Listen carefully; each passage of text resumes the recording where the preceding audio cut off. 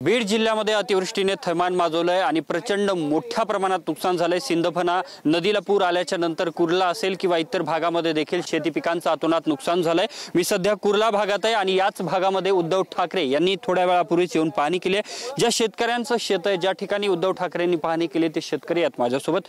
काय सांगाल, संपूर्ण तुमचं पीक हे सगळं पाण्यात दिसतंय, काय परिस्थिती आहे? पूर्ण वस्तू गेल्या सगळ्या, काही बघायचं काम राहिलं नाही। कशाला घराईनी बसतो आम्ही, चिडचिड चिडचिड एकूण यावर पळतो। घरात म्हणायचं सामान आणा सुमान आणा, कशाने आणायचं सगळं ह्याच्यात घातलंय, काय जमिनीत घातलंय। घरात काय पैसे राहिले नाही आता। हा खतामुताला ह्याला त्याला फवारण्याला ह्याला एकदम बोर झालो आम्ही खर्च करून। हा बोर झालोत आम्ही खर्च करून सनी। आमचं आता अवघड झालंय, एकदम अवघड झालंय। काही आमच्याकडे राहिलेलं नाही। आता काय द्यायचं ते त्याने 50,000 रुपये हेक्टरी द्यावा तर मान्यता आहे। कर्जमाफी करा अशी मागणी केली गेली, मात्र आता राज्याचे उपमुख्यमंत्री अजित दादा आहेत, बीड जिल्ह्याचे मंत्री आहेत, ते म्हणले आता पैसे नाहीत, लाडक्या बहिणीला पैसे दिलेत, कुठून द्यायची? बहीण बी जाऊ द्या, ते लाडक्या बहिणीचं काही नको ते लाडक्या बहिणीचं। आता काय मागणी? आता होय 50,000 रुपये हेक्टर आणि कर्जमाफी। पण ते तर पैसे नाही म्हणतात तिजोरीत, मग काय करायला पाहिजे? बघू मग एक घरागणीच फाशी घेऊन मरू। तुम्ही व्हा म्हणा तसेच, मग काय करायचं तुमचं तुम्ही करा, काय करायचं तर मग जाऊ आमचा एक माणूस घरातलं काय करायचं। आणखी काही शेतकरी आहेत माझ्यासोबत, काय सांगाल, काय परिस्थिती आहे गावातली? तुमचं कुठं शेत आहे, किती नुकसान आहे? खूप भयानक परिस्थिती। आमचं हे इथून ह्या बांधाच्या पलीकडून शेत आहे, हे शेत आहे हे बंधूचं आहे। एवढी भयानक परिस्थिती की 5 दिवस झालं आमचं काहीच नाही, सगळं नुकसान झालंय। घरामध्ये बसतो, बाहेर येतो, शेतात सुद्धा जायची परिस्थिती राहिली नाही। नक्कीच गुडघाभर पाणी दिसतंय, मध्ये सगळीकडे खराब झालेलं दिसतंय।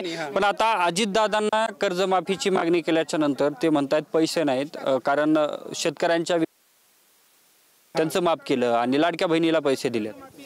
तर सरकारने काही बी तरतूद करून सरकार मायबापनी जनतेसाठी शेतकऱ्यासाठी एवढ्या वेळेस हे करावा, हेक्टरी 50,000 रुपये द्यावा, ही शेतकऱ्याकडून सरकारला मायबापला नम्र विनंती करतो आम्ही। पण सरकारच जर पैसे नाही म्हणत असेल तर काय?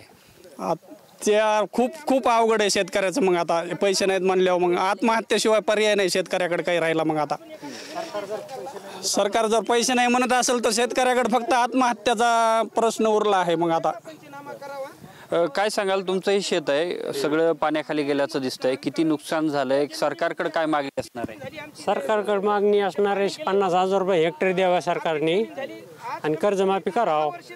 पण नुकसान अजितदादा म्हणाले की पैसे नाही आहेत, आता पैसे आणायचे कुठून, सोंग करता येत नाही, त्यांनी करायला पाहिजे त्याची। काय सांगाल, काय परिस्थिती आहे गावातली, तुमचं किती नुकसान आहे? खूप भयानक विदारक परिस्थिती, बघवत सुद्धा नाही अन्न सुद्धा गिळत नाही साहेब। काय सांगायचं तुम्हाला, रात्रंदिवस अहो लेकरांना जर 10 रुपये मागितले तरी 10 रुपये देत नाही माणूस। पिकाला खर्च करतोय 5,000 रुपये क्विंटलचे औषध खतं आणतंय, औषधं आणतंय, बी आणतंय, आतापर्यंत सगळा खर्च खाली कपाळ। काय करायचं आता? सरकार म्हणते आमच्या पैसे पैसा नाही, मग शक्तीपीठ बांधायला तुमच्या पैसे पैसा आणि शेतकऱ्याला द्यायला पैसे नाहीत का? जर सरकार पैसे जर पैसा नसेल तर सरसकट सरकारनं काय करायला पाहिजे माहितीये का? शेतकऱ्याला ते करण्याची परवानगी द्यायला पाहिजे सरकार। नक्कीच आणखी काही शेतकरी आहेत या बाजूला, काय सांगाल, तुमचं किती नुकसान झालंय आणि काय नेमकी परिस्थिती आहे? आमचं समजा नुकसान झालंय सर, काहीच काय आता रंगावर सांगायचं, प्रत्येक मीडियाला काय सांगायचं। आमचं खूपच मोठं नुकसान झालं सर। आमच्या शेतामध्ये कापूस नाही, तूर नाही, काहीच राहिलं नाही आमच्या कापूस। आम्ही एक बोंड पण घरी नेऊ शकत नाहीत, पुरं नुकसान झालं। इतकं लाखो रुपये खर्च केला आम्ही सर। आमची परिस्थिती खूप बिकट आहे। काय मागणी सरकारकडे आमची एकच मागणी, त्यांनी 50,000 रुपये हेक्टरी द्यावा प्रत्येक शेतकऱ्याला। नदीकाठचे जे गाव गेलेले आहेत, नदीकाठचे जे गेलेले त्यांना पण वेगळा मदत करावी। आम्हाला एक हेक्टरी 50,000 रुपये द्यावे। माझ्याकडे स्वतः कर्ज आहे सर, माझं कर्ज असल्यामुळं मी मुलाचे शिक्षण करतोय, माझ्याकडे कर्ज आहे, मी कर्ज बहादर आहे सर। माफी करा अशी मागणी करण्यात येते, मात्र दादा असं म्हणतात पैसे नाहीत आता सरकारकडे पैसे त्यांनी तरतूद करावी सर। ते काही करू शकतं सरकार, आमच्या शेतकऱ्यासाठी काही करू शकतं ते त्यांनी करावं, ही आमची नम्रतेची आणि कळकळीची विनंती सर। कर्जमाफी करावी, 50,000 रुपये हेक्टरी द्यावे आणि ओला दुष्काळ जाहीर करावा। तुम्ही आता स्वतः बघत आहात आमचे कशी परिस्थिती, आमचे कसे हाल आहेत ते इतकले पाय आमचे लय खूप एकदम सांगायचं की परिस्थिती नाही सर। आमचे खूप बेकार आले, आलेले बेकार आहेत सर। नक्कीच आपल्यासोबत या ठिकाणी अनेक शेतकरी होते ज्यांनी आपल्याशी संवाद साधलेला आहे। प्रचंड मोठ्या प्रमाणात या संपूर्ण परिसरामध्ये नुकसान दिसतंय आणि शेतकऱ्यांकडून आता सरकारकडे 50,000 रुपये हेक्टरी मदत आणि कर्जमाफी करण्याची देखील मागणी केली जाते। कॅमेरामन हर्षल निकमसह मी अशोक काळकुटे, TV9 मराठी, बीड।